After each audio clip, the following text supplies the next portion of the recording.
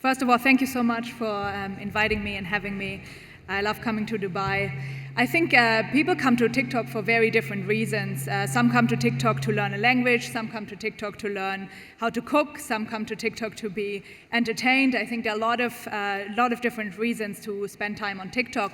But what I'm personally very excited to see is that there is a whole community on TikTok now, which you can find on a hashtag called Learn on TikTok, where we're seeing a lot of educational content that's created really organically. And I think on TikTok, you really can consume content in a very snappy, very short video, which helps you to memorize something or to helps you prepare for an exam maybe. And I think we can absolutely play a role in sort of fostering this type of content. And if I may, I want to share one example of how we do that. In Pakistan, we recently partnered with a nonprofit called Edkaza, as well as Lahore University, and we partnered on a project called Exam Ready, and so we worked on 500 videos with the university together. I think what's very important is we are not an educator. We really rely on experts to help us, and so we worked on these 500 videos to help students prepare for the year-end exams, which are really important. And then we saw the community in Pakistan develop 500,000 videos on this hashtag, on TikTok, to really help each other on how to prepare for the exams, how to prepare for tricky questions. And then we also, as part of this whole campaign, we actually gave out 20,000 scholarships to, again, help students be successful and finish the exam. So I do think we have a role to play. I also think that we are seeing a lot of positive educational content on TikTok, and again, we're very excited about. But how are the views on educational content versus entertainment content, for instance? I think it depends on what you come to the app to. I think if you want to use the search tool, you can actually very proactively look for this educational content or whatever you are interested in. I think we're an app that works on interest-based recommendations, so you're not getting the content just from your friends, but you can actually really deliberately also look proactively for this type of educational content. Aparna, let's discuss Zoom now. We know Zoom was a major enabler to the education system during the pandemic. What can you tell us about the usage of Zoom post-pandemic in the education sector? Thank you for having me. It is such an honor and a privilege to be here at the World Government Summit. Obviously, we have done a lot since 2019, since the pandemic, and education, people may not know, but education has always been a key critical value and a pillar for us at Zoom. In fact, some of the first customers at Zoom when we launched in 2015 were universities in the United States. That has always been our operating model. Education has been a key focused vertical for us. So during the pandemic, it did become a no-brainer for us. I remember when we turned on K through 12 schools for free. It started in the East, traveled with the pandemic, of course, and then landed in the United States around March timeframe. And I think at that point in time, I know my own kids went home, and my own kids, friends, mothers, and fathers were finding like, oh, we know what you do now. Before that, Zoom was really focused on workplaces, but it became a commonplace verb with parents through the pandemic. Well, since then, we've gone back to school, but our focus on education remains. We've always felt that it is a key contributor for us to society. It also makes good business sense. So about 46 out of the top 50 universities across the globe still use Zoom actively in their education delivery model. We also have the top 25 US school districts around the country in the United States using Zoom as part of their active delivery model. I would say for us, it is really important to stay a part of that education vertical. There are so many ways in which education is delivered. I'll tell you, part of the value system of Zoom, our own employee base, you talk about Silicon Valley companies, you hear a lot of folklore about all the benefits the crazy benefits you get. At Zoom, one of the key benefits we get is we get unlimited books. Like I can buy and read for me and my family unlimited books. So I'm telling you, it's a key pillar of value of Zoom. Post-pandemic, we are enabling the same applications, a hybrid environment where you have, children, youth, college-age students, even adult students coming to class, maybe not able to coming to class, enabling a hybrid environment. It's the same platform the technology that powers our enterprises that allows you to look in this classroom-style setting where there's a lecture, just like what we're seeing today, and the person remote can actually see each speaker in a box. Those types of technologies enable a hybrid environment. We also enable a lot of schools to reach kids that might not be a part of the system. For example, in the situation in Ukraine, we've enabled about 180,000 licenses for free to the Ukrainian government so that they can continue to provide school for Ukrainian children displaced all across the globe. We continue to make inroads like this. It's a key vertical for us. We focus on universities, but also K through 12. And provide an environment that fosters education. Thank you. Matt, I would like to understand more about Endless. So you founded Endless 10 years ago with the aim of giving students laptops and making laptops more accessible, and also with the aim of teaching coding to students through games. Tell us more about that. Yeah, thank you. So Endless has a vision, which is that every kid in the world has access to the skills and tools to live a better life. And we began on the premise that the smartphone supply chain was going to unlock the power of cheap computers for everyone in the world if you were able to use that same supply chain. Why computers? If I were to ask everyone here who has a computer, everyone would raise their hand. It's the tool of work and study. If you just have a smartphone and your classmate has a computer, I'll tell you who's going to get better grades and who's going to get a better job, and they're for life opportunity. So I believe everyone in the world should have computers. And we went and we tried to build cheap computers. We built the cheapest computer in the world. The Wall Street Journal said the computers are now dirt cheap. And what we discovered was that even at that cheap price point, people needed financing.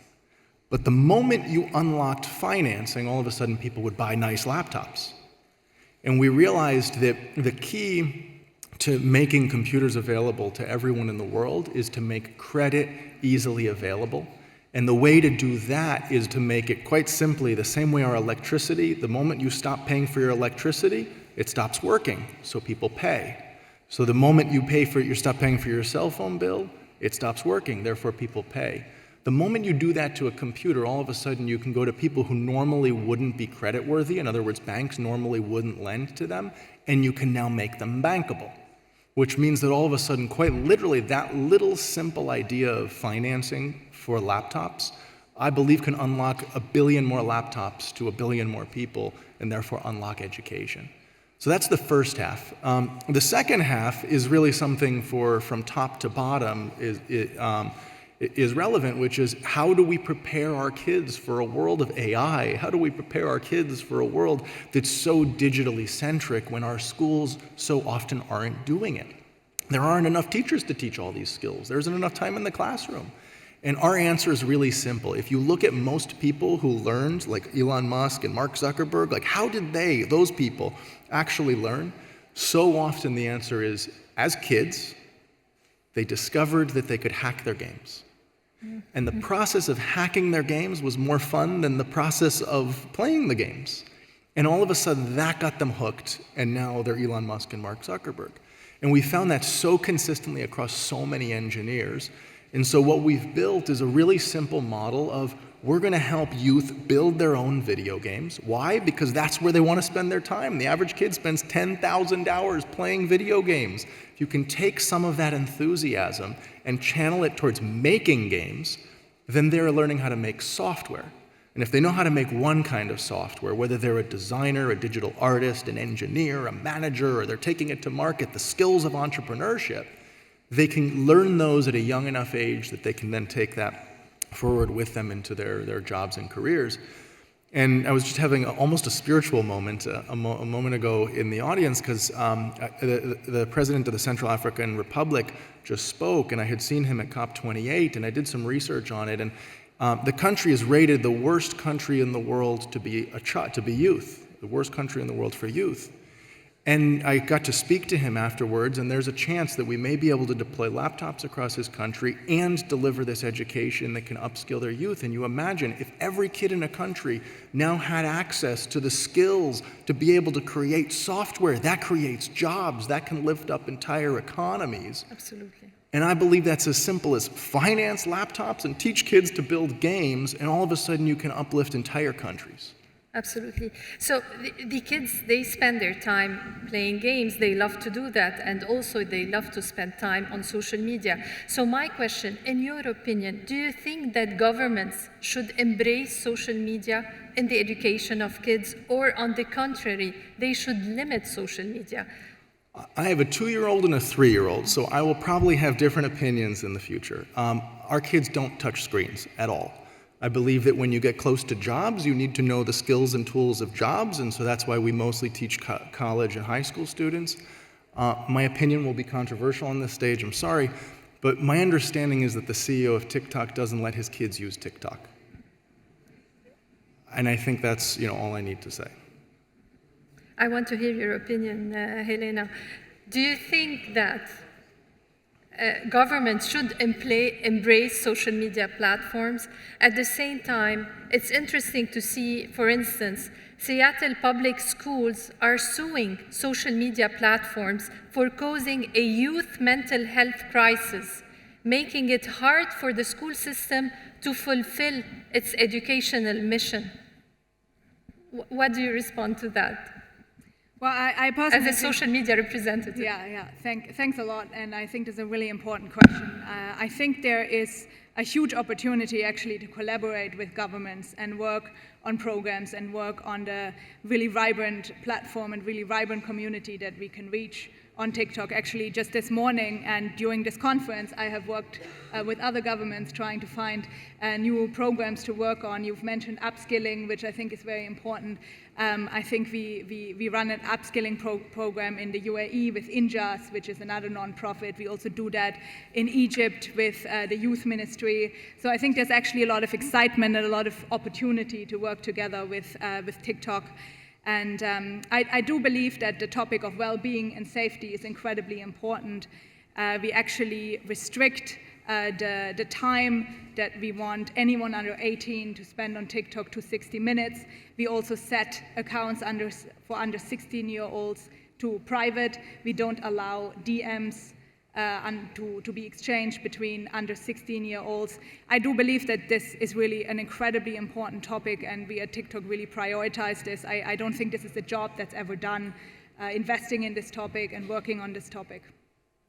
Thank you. Aparna, there are also some privacy concerns when it comes to Zoom and the leakage of data when using these platforms, and that's why maybe governments can be hesitant in using your platform. So how are you addressing these challenges? So first, I'd just like to say that I have a 15-year-old son and a 12-year-old son, and my kids were in grade school during the pandemic. And my younger son, so I'm responding to you, my younger son did not have a computer, did not have a phone, and it was inevitable to give him the computer during the pandemic. It was going to happen. I couldn't stop it. And I work for Zoom, and he was on Zoom school.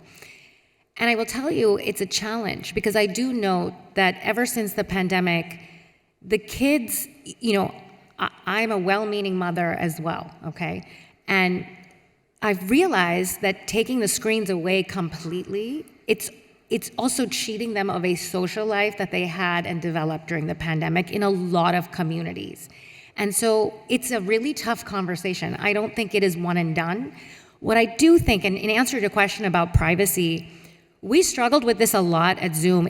So we were created for workplaces and university students.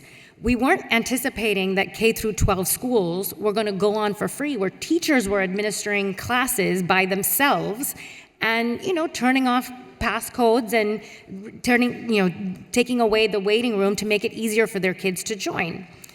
Well, what we realized is we had to become the IT department of the world. And I think when you are a technology vendor approaching a delivery for children, You have to change the way you approach. Number one is you have to work to educate the educators.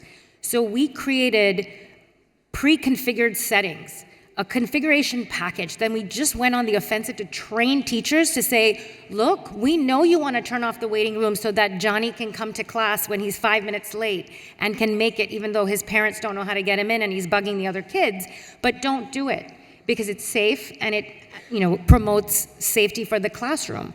Or don't post your passcodes online. We shifted the way we even had the passcode set up so you couldn't see meeting rooms and passcodes so obviously on the UI. These are all things we did, and we created a little package, and then we had something called a summer academy where we invited teachers all across the globe to train them, not just how to keep Zoom safe, but how to deliver, very quality delivered educational packages to their kids. I will tell you, as a mom of a 5th grader going through Zoom school, it drove me crazy because, half the time you're wondering if the child is actually absorbing while you're spending your time on Zoom work. So, working with the educators to create an environment that is flexible and allows for multivariate delivery models for education, super important, whether you're the content provider or you're the mechanism for delivery. And then I would say involving governments and getting feedback. Once we instituted some of these security and privacy safeguards, look, they're not enterprises. Commercial enterprises want to dial up the usability and reconfigure privacy security based on their own needs. For schools, you have to provide more assistance and you have to provide more education, and working with governments across the world, whether it's Singapore, whether it's the Middle East, whether it's the United States, to enable what they want in that educational delivery system is super important, and you have to put the work in to do it right. And now you're going to introduce AI on your platform. So what kind of opportunities that would offer to the education system? It is amazing. I mean, obviously, you have to have the right privacy and security safeguards. You are dealing with children who may not know, the last speaker talked about hallucinations. My 12-year-old son may not understand some of these things about hallucinations and probably believes what he sees, and those are the kinds of safeguards you have to have. But if you look at the use of AI to make the teacher more productive, more efficient, and in turn, enable the students to absorb more, whether it's Zoom, it's our whiteboard capability and embedding AI in the whiteboard capability. It's even in the meetings, the ability to take notes, to provide meeting summaries. If you're late for a class, how many times did you go to college and you were 5 minutes late for the class, you missed the first 5 minutes and you're sort of trying to catch up? If you can ask the technology provider to catch me up so you can get a summary of what you missed, you don't skip a beat and you're back in to the class as if you never missed that 5 minutes. Those are the kinds of innovations that we see helping. We can also see, teachers absorbing some of, you can assess whether, based on polling, based on questions to the audience, whether the kids are actually absorbing that material. And you can use sort of generative AI to help them, to respond back to them and adjust your lesson planning on the go. These are the kinds of ideas that we have, and we're actually creating a sort of a verticalized solution for the education vertical.